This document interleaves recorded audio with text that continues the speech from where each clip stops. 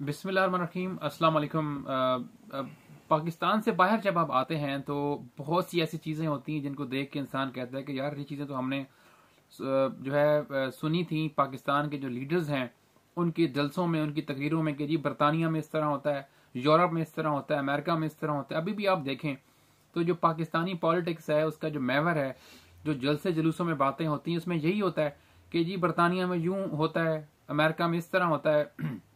मैं अभी 2 दिन पहले यहाँ पर यूके में आया हूँ, वापस आया हूँ। तो मैंने एक चीज़ नोट की। मेरे एक दोस्त हैं बड़े करीबी, उनका मुझे पता चला कि जी वो छत से गिरे हैं।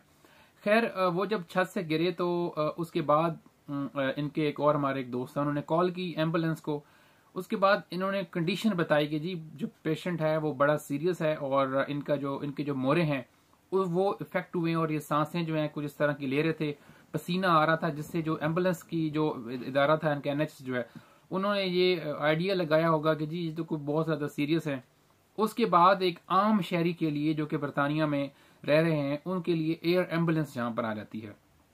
और मुझे जब मैं यहाँ पर आया खुशी हुई कि ये बचत होगी इनकी। लेकिन हमारे सवात में आज से 2-4 महीने पहले जुलाई में जो सैलाब आया था, तो आप सब लोगों ने वो वीडियो देखी होगी जिसमें 4 नौजवान जो कि अपनी जिंदगी की भीख मांगते रहे आखिरी वक्त तक।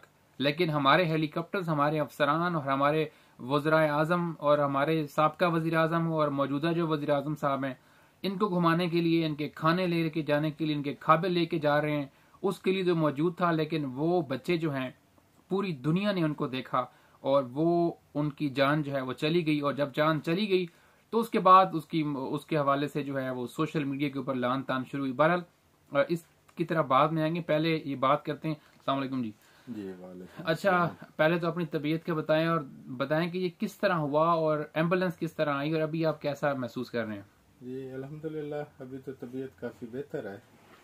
तो मैं अपनी शॉप के बाहर साइन बोर्ड ठीक कर रहा था तो लैडर जो सीढ़ी होती है वो लगाई हुई थी, तो सीढ़ी नीचे से स्लिप हो गई और मैं बाहर फुटपाथ पे, यानी कि पक्की सड़क थी, वहाँ पे आके गिरा। तो जब गिरते ही, चूँकि तकरीबन 9-10 फुट की हाइट थी जहाँ से मैं सीढ़ी स्लिप होते हुए नीचे गिरा हूँ, तो गिरते ही मेरी वो सांसें वगैरह बहुत ही कम सांस ले रहा था। सांस तो ले रहा था लेकिन बहुत ही कम सांस ले रहा था। तो फिर वहाँ मेरे चूँकि साथ ही बिजनेस पे दोस्त होते हैं, पड़ोस में सारे, वो भाग के आ गए। तो मुझे तो इतना हिम्मत नहीं थी कि मैं खुद कॉल कर सकता, या तो मेरे एक दोस्त फ़र्क ने वो कॉल की एम्बुलेंस को कि मेरी तबीयत के बारे में बताया। तो उसने जब बताया कि मुझे पसीना भी आ रहा है और मेरी सांस भी मुकम्मल सही तरीके से मैं सांस नहीं ले पा रहा हूँ, तो मेरे ख्याल में कोई 15 से 20 मिनट के दौरान एयर एम्बुलेंस, हेलीकॉप्टर, वो हमारे सामने ही, इत्तेफाक से स्कूल बिल्कुल मेरे सामने था तो लैंडिंग से आसानी हो गई। तो वो हमारे घर के सामने ही उसने लैंड किया और तकरीबन 15 से 20 मिनट में एयर एम्बुलेंस वहाँ पहुँच गई। और फिर वो सारा स्टाफ मेरे पास आया और उन्होंने मुझे इंजेक्शन लगाए, बीपी चेक किया और मेरी ड्रिप वगैरह लगा के फ़ौरन उन्होंने मेरी सांस बहाल की। अच्छा, ये बताएं कि अब यहाँ पर क्या रॉयल फैमिली से होना ज़रूरी है या कोई बड़े आदमी होना ज़रूरी है, या ये हर बंदे के लिए आ जाता है? जिस तरह आप एक आम शहरी थे, तो अगर सूरत हाल इस तरह की बनती है तो खुद ब खुद जब आप इतलाक करते हैं तो सूरत हाल को देख के कर देते हैं, या यहाँ पे आपको वीआईपी कल्चर होता है? देखें, यहाँ जब हम एम्बुलेंस पे कॉल करते तो वो ये तो नहीं पूछते कि आपका बिजनेस क्या है, या आपके हाथ के नाम तक जो कॉल कर रहा होता है उसका पूछते हैं कि आपका नाम क्या है, आप कौन है। तो बाकी तो कोई चीज़, अब वो अमीर गिरा पड़ा है या गरीब गिरा पड़ा है, ऐसा तो वो क्वेश्चन ही नहीं करते। सही।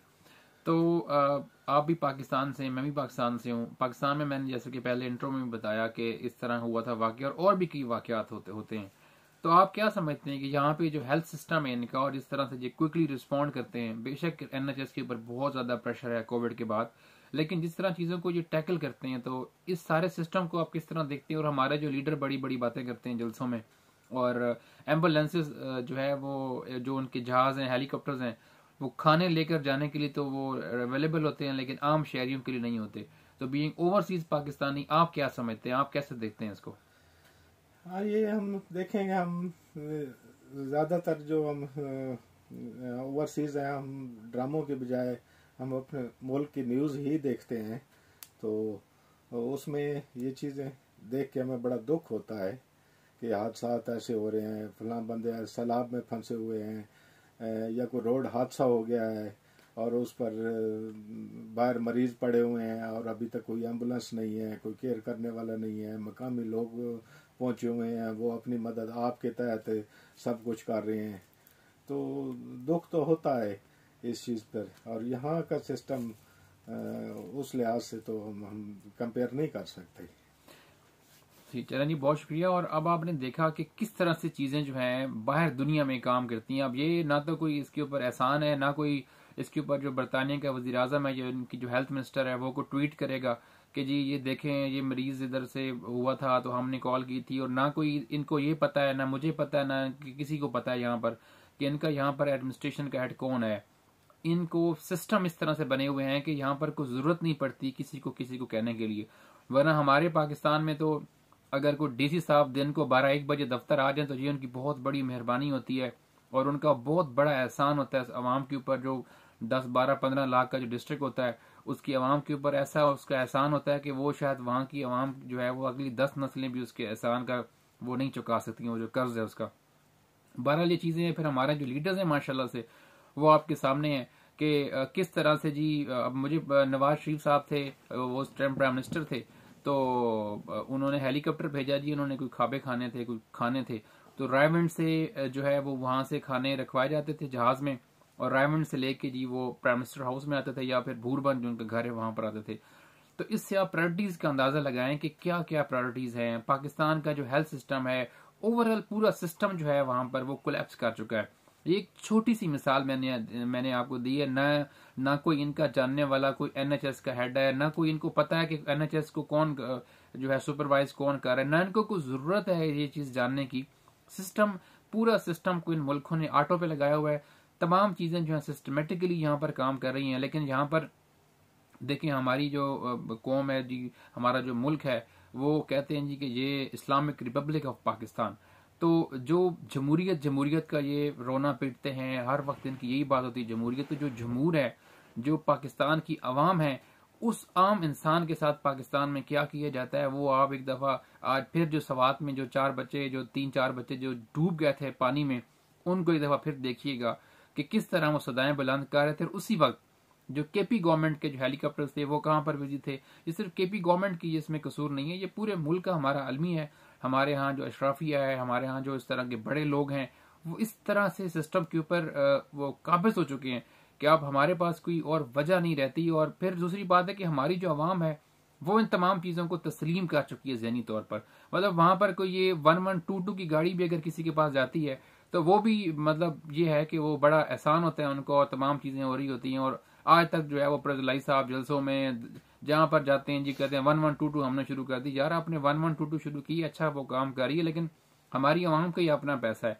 बहरहाल ये एक छोटी सी मिसाल थी इस सिस्टम की खूबसूरती की कि आखिर वजह क्या है कि इतना ज्यादा दुनिया से लोग यहाँ पर आते हैं। छोटा सा ये मुल्क है हमारे पंजाब, इतना ज्यादा इनके सिस्टम के ऊपर दबाव है, उसके बावजूद भी क्या खूबसूरती से और किस बेहतरीन अंदाज से इनका सिस्टम काम कर रहा है। उसकी एक ही वजह है कि यहाँ पर लॉ है, रूल ऑफ लॉ है। सिर्फ जलसों में रूल ऑफ लॉ नहीं है, यहाँ पर तकरीरों में रूल ऑफ लॉ नहीं है, अखबारों में नहीं है, बल्कि ग्राउंड के ऊपर जो है ना यहाँ पर आपको इदारे काम करते हुए नजर आ रहे हैं। बहुत शुक्रिया। इंशाल्लाह आइंदा भी इस तरह की कुछ चीजें आपके सामने लाएंगे, और उम्मीद करते हैं कि लोग इन चीजों को देखेंगे, समझेंगे, और आप इनके जो झूठे वादे हैं, दावे हैं, उनमें नहीं आएंगे। बहुत शुक्रिया।